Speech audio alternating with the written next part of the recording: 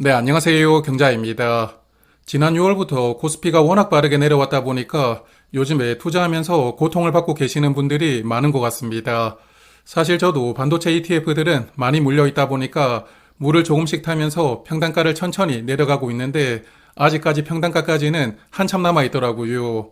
저도 최근에 고통을 많이 받고 있는데 그래도 이제는 긍정적인 부분들도 조금씩 보이고 있다고 생각을 합니다. 그래서 오늘은 코스피 200 투자에 대한 저의 생각을 구독자 여러분들께 조금 공유를 드려보겠습니다.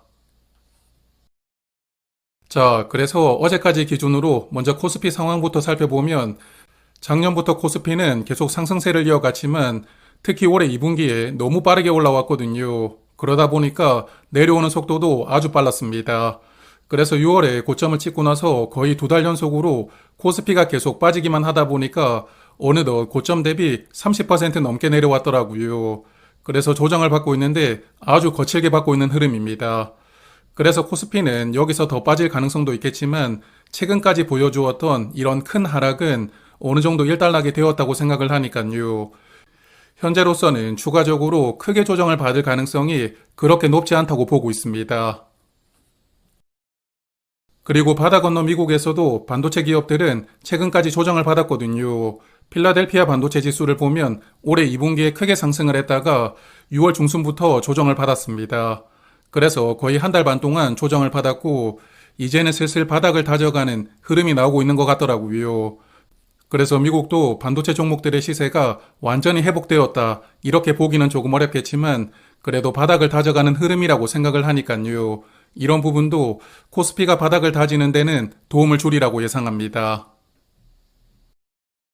그리고 코스피가 많이 내려왔다 보니까 한국의 반도체 형님들의 밸류도 엄청나게 내려와 있거든요. 현재 삼성전자의 선행 PER은 4.8배 수준입니다. 그래서 지금은 웬만한 고배당주들보다도 더 낮은 밸류를 보여주고 있거든요. 그래서 지금 실적이 정점이고 이제부터는 피크아웃인데 선행 밸류가 무슨 의미가 있냐 이렇게 말씀을 하신다면 저도 할 말은 없습니다만 저는 그래도 한국 반도체 형님들이 과거처럼 실적이 극단적으로 업다운 하지는 않을 것으로 생각하고 있으니까요. 이렇게 낮아져 있는 밸류도 저는 충분히 매력적이라고 생각합니다. 그리고 최근에 반도체 형님들이 주주 환원을 빨리 공개하지 않으면서 주주들의 애간장을 많이 태우고 있거든요. 거기다가 SK하이닉스는 기존처럼 2분기 배당금을 공시했다가 거의 쌍욕을 듣고 있습니다. 그래서 조만간에 제대로 된 주주 환원 정책이 공개될 것으로 예상하고 있고 SK하이닉스의 경우에는 3분기 내로 공시를 한다고 예고를 해주었고요. 또한 삼성전자도 비슷한 시점에 발을 맞출 것으로 예상합니다.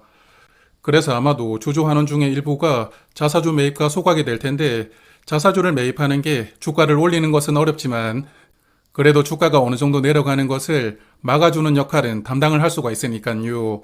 조만간에 발표될 주주 환원 정책도 주가 하방을 어느 정도는 지지를 해줄 것으로 기대합니다.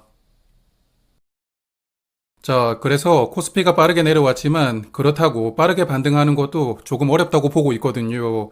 코스피가 그동안 빠르게 상승할 때는 개인 투자자들의 수급이 크게 들어왔습니다. 반도체에 대한 기대감도 워낙 높았지만 사실 개인 투자자들의 수급 덕분에 코스피가 더욱 빠르게 상승할 수 있었거든요. 그렇지만 최근에 들어왔던 분들은 대부분 물려 있을 것입니다. 그러므로 본전만 오기를 기다리고 있는 분들도 꽤 많을 것으로 생각하고요. 코스피가 반등할 때마다 개인 투자자들의 물량은 계속 나올 수밖에 없기 때문에 코스피가 빠르게 반등하기에는 수급적인 환경 측면에서 조금 어려움이 있지 않을까 생각합니다. 그래서 개인 투자자들이 팔아야 되니까 외국인들이 조금 사줘야 되는데 외국인들은 아직도 계속 매도 추세를 이어가더라고요. 그나마 매도세가 많이 줄었지만 최근 한 달 기준으로 보면 약 5조 원을 매도하고 있습니다. 그러므로 코스피가 올라갈 때 개인 투자자들의 매물이 나올 텐데 그 물량을 받아주기 위해서는 외국인들의 기관은 필수라고 생각을 하고요. 그렇지만 아직까지는 외국인들이 본격적으로 매수에 가담하지 않기 때문에 수급 측면으로 보면 빠르게 반등이 나오기는 조금 어렵다고 생각합니다. 그래서 개인적으로는 코스피가 당분간은 박스권 안에서 움직일 것으로 예상합니다. 미국 반도체 시장이 반등을 하고 있고 또한 긍정적인 주주 환원이 발표된다면 코스피가 다시 7천 이상은 회복할 수 있다고 기대를 하거든요. 그렇지만 지난 6월에 찍었던 9천까지 가기 위해서는 아주 강력한 변곡점이 필요할 텐데 현재로서는 그 변곡점은 보이지 않는 것 같습니다. 그리고 지난 7월에 코스피는 거의 5천 근처까지 내려갔고 또 분위기가 나빠진다면 6천을 살짝 깨고 내려갈 수도 있다고 생각을 하거든요. 그렇지만 또 6천을 강하게 깨고 내려가기에는 조금 어렵다고 생각을 하니까요. 그래서 코스피가 아래로는 6천이고 위로는 7,500 사이에서 당분간 머물지 않을까 저는 그렇게 바라보고 있습니다. 자, 그러면 이제 코스피 200에 투자하는 올배당 상품들에 대해서 이야기를 조금 드려보겠습니다. 코스피 200을 커버드 콜로 투자하는 상품 중에서는 코덱스 200 타겟 위클리 커버드 콜을 가장 많은 분들이 투자하고 계시거든요. 그리고 타이거 배당 커버드 콜 액티브도 인기가 많은 상품입니다. 그러므로 코스피 200 대표 상품인 두 종목을 데리고 와보았고요. 그리고 타이거 200 타겟 커버드 콜은 인기가 많지는 않지만 저 개인적으로 투자하는 상품이거든요. 그래서 이렇게 세 종목에 대해서 조금 살펴보겠습니다. 그래서 세 종목은 2세대 커버드콜 상품이지만 분배율에서는 조금 차이가 있거든요. 먼저 타이거 200 타겟 커버드콜은 매달 주가의 0.6% 정도를 분배금으로 지급합니다. 연간으로 보면 약 7% 정도를 분배금으로 지급하고요. 그래서 저처럼 분배금을 적당히 받고 싶은 분들에게 적합한 상품입니다. 그리고 코덱스 200 타겟 커버드콜은 매달 주가의 1.5에서 1.6% 정도를 분배금으로 지급하거든요. 연간으로 보면 약 16에서 17% 정도를 분배금으로 지급하고 있고, 그리고 마지막에 타이거 배당 커버드 콜은 현재 계속 특별 분배금을 지급하고 있고요. 그러다 보니까 매달 주가에 2% 넘는 분배금을 지급합니다. 그러므로 분배금을 많이 받기를 희망하시는 분들에게 적합한 상품이라고 생각합니다.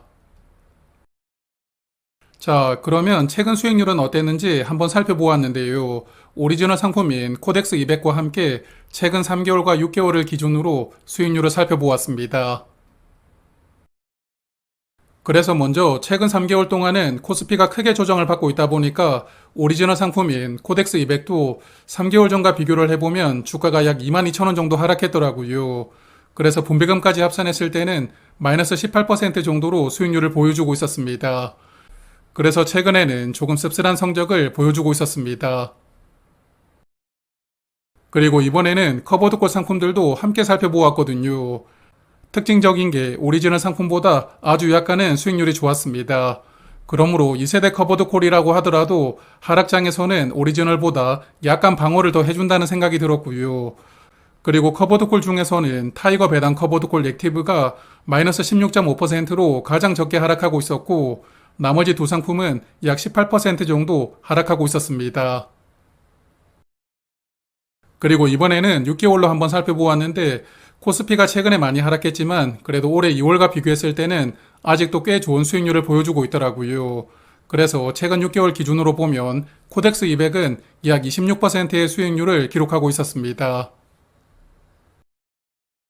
그리고 커버드콜 상품들까지 함께 보니까 이번에도 타이거 배당 커버드콜 액티브가 성적이 가장 좋았더라고요. 6개월간 수익률이 약 28%로 오리지널보다 약 2% 정도 수익률에서 앞서고 있습니다.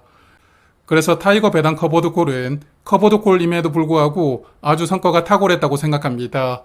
그리고 나머지 타겟 상품인 코덱스와 타이거는 오리지널보다는 수익률이 약간 열세이긴 하지만 그래도 20% 넘는 수익률로서 오리지널 상품을 잘 쫓아가고 있었습니다. 자, 그래서 지금까지 보셨겠지만 커버드콜 상품 중에서는 타이거 배당 커버드콜의 성과가 가장 좋았습니다. 그렇지만 이 상품은 분배금을 너무 많이 지급하기 때문에 시장이 크게 올라주지 않는다면 원금을 방어하기가 쉽지 않다는 게 문제라면 문제이거든요. 그래서 저는 그냥 연 7% 정도로 분배금을 적당히 주는 타이거 200 타겟 커버드콜을 선호하는 편이고요. 이 상품은 작년 가을에 투자를 시작했고 최근까지 투자를 이어오다가 지난 7월에 코스피가 크게 하락했잖아요. 그래서 크게 내리는 도중에 일단은 수익을 확정하고 정리를 했었습니다. 그렇지만 개인적으로는 코스피가 어느 정도는 바닥에 근접했다고 생각을 하거든요. 최근에 다시 조금씩 모으고 있었고 그래서 현재는 매도했던 천주를 다시 채워두었습니다. 그래서 현재 주가는 평단가 근처에 있기 때문에 주가가 조금 더 빠지면 100주 단위로 천천히 물을 타볼 계획이고요. 나중에 평단가 위로 올라오면 물을 탔던 수량은 천천히 덜어내고 일단은 천주를 기준으로 관리를 조금 해나갈 생각입니다. 그리고 오늘 아침에 단기 투자 목적으로 코덱스 200을 조금 매수를 해보았거든요. 아침에 매수를 했었는데 매수하고 나서 주가가 조금 올라갔습니다. 그래서 일단은 평단가 이하로 내려오면 천천히 물을 타면서 수량을 조금 더 늘려보고요. 이 계좌에서 보유하는 수량은 코스피가 7천을 넘어가면 그때는 정리를 해볼 계획입니다. 자, 그래서 오늘은 제가 바라보고 있는 코스피에 대해서 조금 공유를 드려보았습니다. 그래서 다시 한 번 더 정리를 해보면 현재는 긍정적인 부분과 부정적인 부분이 공존하고 있는 것 같거든요. 그래서 긍정적인 부분은 코스피가 크게 조정을 받았고 또한 반도체 형님들의 밸류도 매력적인 수준으로 내려왔습니다. 그리고 미국 반도체 종목들이 서서히 회복 중이라는 점도 저는 긍정적으로 바라보고 있거든요. 그리고 조만간에 삼전 닉스의 주주 환원이 나올 텐데 저는 시장이 기대하는 정도로는 발표를 해줄 것이라고 예상합니다. 그렇지만 주주 환원이 기대보다 실망스럽게 발표가 된다면 제가 생각하던 것보다는 코스피의 저점을 조금 더 내려야 될 수도 있고요. 그리고 코스피가 반등하더라도 외국인 투자자들이 개인들의 물량을 제대로 먹어주지 않는다면 크게 반등이 나오기는 어렵다고 생각을 하거든요. 그래서 당분간은 주주 환원이 어떤 식으로 발표되느냐에 따라 방향성을 잡을 것이라고 예상하고, 그리고 주주 환원이 기대하던 대로 발표가 된다 하더라도 코스피가 다시 예전 고점을 빠르게 회복하기는 조금 어렵다고 보고 있고요. 그런 관점으로 현재 투자를 이어나가고 있습니다. 자, 그래서 오늘은 여기까지 말씀을 드리고요. 저는 다음에 또 투자에 도움될 만한 내용을 준비하고 다시 찾아뵙도록 하겠습니다. 고맙습니다.